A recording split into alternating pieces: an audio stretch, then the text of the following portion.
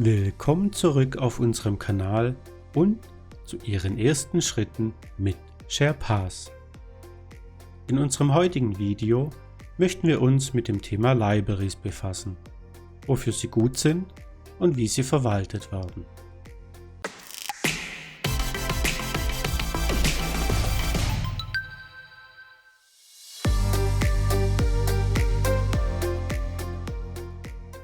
Die Libraries in SharePass sind vorgefertigte Adaptoren oder auch Konnektoren, die entweder als Dateien oder im Designer direkt zur Verfügung gestellt werden.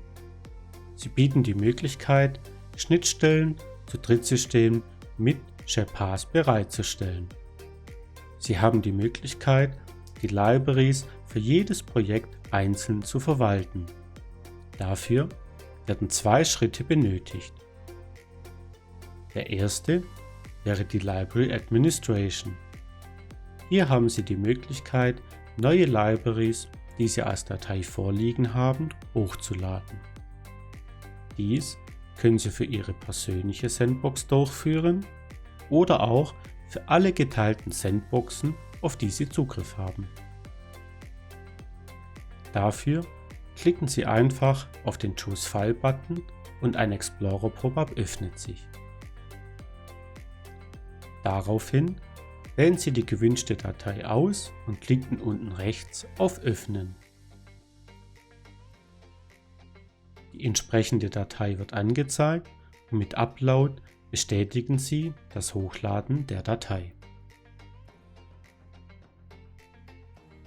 In der unteren Auflistung können Sie den Vorgang dann nochmals kontrollieren. Über das rechts vorhandene X können Sie Libraries auch wieder entfernen.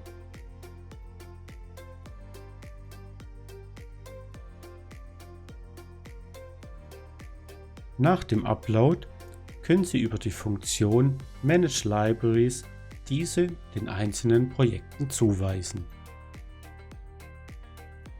Sie bekommen hier eine Übersicht über die Libraries, die aktuell verwendet werden, und über die Libraries, die Sie zusätzlich noch zur Verfügung haben.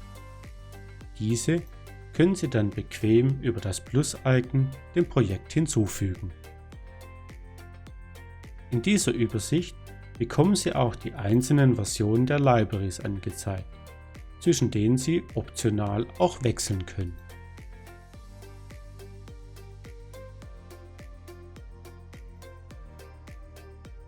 Im Projekt selbst bekommen Sie die Libraries immer auf der linken Seite im Servicebereich angezeigt und können diese im Projekt zur Verwendung bringen.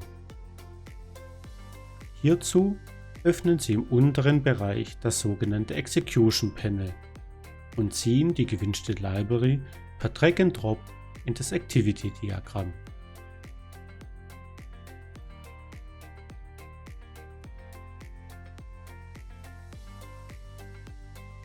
Welche Möglichkeiten Sie genau im Execution Panel haben und wie Sie ein komplettes Activity-Diagramm aufbauen, erfahren Sie in einem späteren Video. Im nächsten Video beschäftigen wir uns erstmal mit dem Deployment einer Applikation. Vielen Dank für Ihre Aufmerksamkeit und weiterhin viel Spaß mit SharePass.